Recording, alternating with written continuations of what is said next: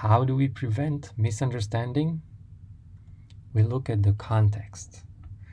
This is applicable not just for the biblical text, but for our everyday life. It is so easy to twist words, to make people say whatever we want them to say. Let's skip a sentence or two, and suddenly they say whatever we want. Maybe the sentence was said as a joke or as an irony, but if taken out of context, it can easily be misconstrued. In the Bible, context gives us guidelines and limits for the interpretation. Context can help us understand why are things written the way they are written. It is easy to interpret the Bible whichever we want. This is why there are so many denominations and religions. But looking at the context will give us limits. So read the Bible and pay close attention.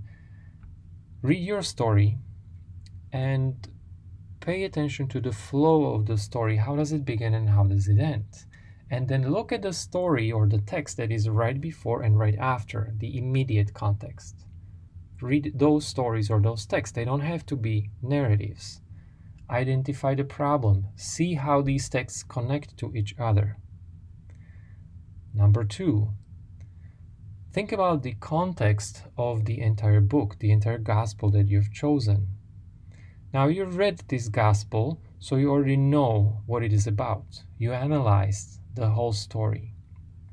Are there any other stories similar to your story? Are there any connections? Is there any law similar to your law? And finally, this final point is not as easy. This is larger context. Find similar stories to yours in the entire Bible and think about the connections to your story. Here's a quick side note: how to find a context for the entire Bible. Again, this is not very easy, especially if you're not familiar with the Bible, if you've never read it. So some things that you can do, you can look at keywords in your story, try to be as specific as possible, times, descriptions, themes, and use these words to enter a keyword search. You can use one of the online search engines, for example, BibleGateway.com, etc. Strip the story of all the details and characters, and then think, do you know another story like that? And I'll give you some examples. So let's look at example. And this is an example about immediate context. Story in Mark chapter 3. I am not going to read the entire story for the sake of time, but again, if you are doing this research, please read the entire story. This is what the story says. He entered again into a synagogue, and a man was there whose hand was withered.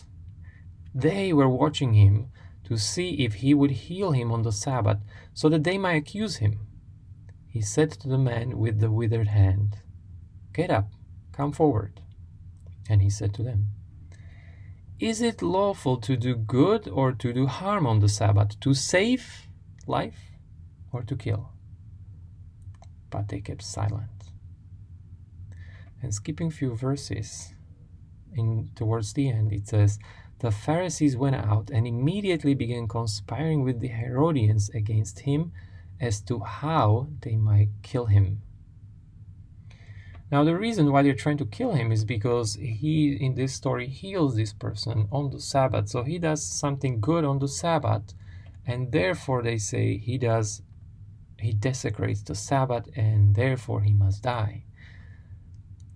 Later on in the story, as an irony, they actually, on the Sabbath, are trying to kill him. Now, look at the context. Right before, this is what it says. "And it happened that he was passing through the grain fields on the Sabbath, and his disciples began to make their way along while picking the heads of grain. The Pharisees were saying to him, 'Look, why are they doing what is not lawful on the Sabbath?' And he said to them, 'Have you never read what David did when he was in need, and his companions became hungry?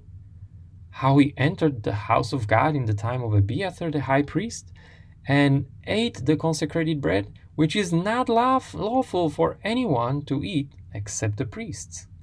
And he also gave it to those who were with him.' Jesus said to them, the Sabbath was made for man, and not man for the Sabbath. So the Son of Man is Lord even of the Sabbath.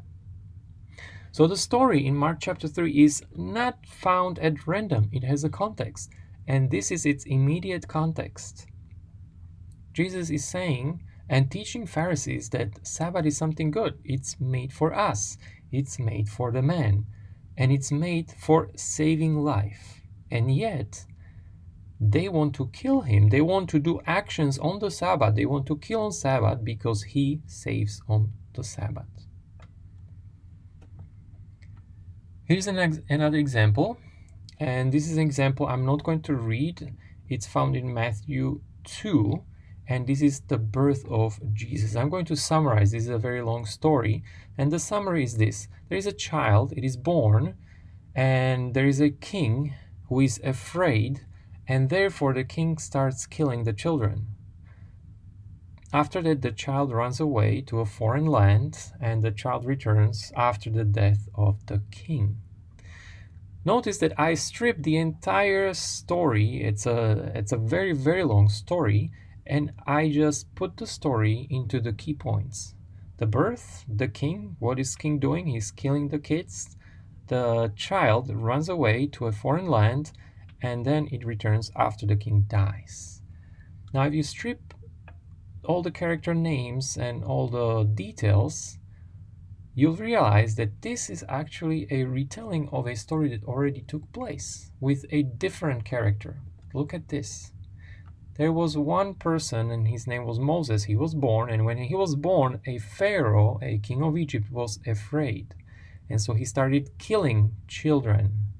And Moses, he's hidden first on the river, but later on he runs away to the desert. And after the death of this king, Moses returns back. Moses, therefore, is a symbol or a type of Jesus. He's the savior who comes back and saves the people. The irony that you can really clearly see is that the promised land, the Israel, the good land, becomes Egypt, which is the symbol of the bad land from which Moses had to run away, to which Jesus is running to. The good becomes the bad. The nice becomes the ugly.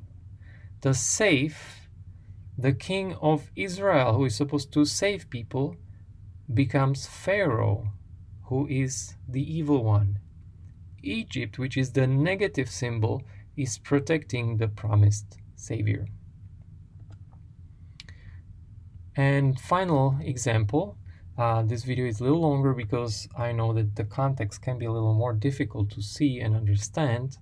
This is an example of the prodigal son who runs away. In the immediate context, we have lost coin, lost sheep, and after that we have unjust steward.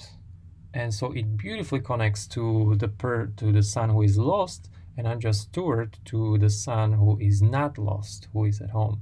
In the larger context, again, we can strip the story. There is a man, he has two sons.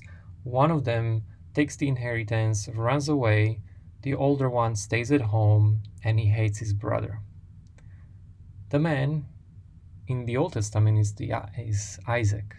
The two sons are Jacob and Esau. The son who runs away with the inheritance is Jacob, and the older one is Esau. And then you can think about the application, the irony, why are these stories similar? How is the other story enriching the meaning of the story in Luke 15? So now it is your turn.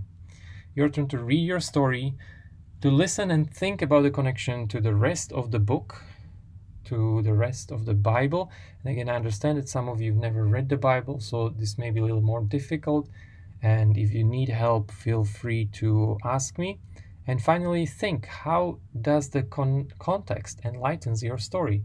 How do these connections help you understand? For your analysis, what I'm expecting are 6 points. First of all, list any insights found in the immediate context. And from that, what are the guidelines? What are the limits for the interpretation? List any insight in the entire gospel. And again, list the guidelines. How does it help you understand your story? How does it limit your story so that you don't take it out of context? And finally, look at the larger context and list any insights from the connections to the rest of the Bible, New or Old Testament, and list any insights that you gain for your interpretation and understanding of your story.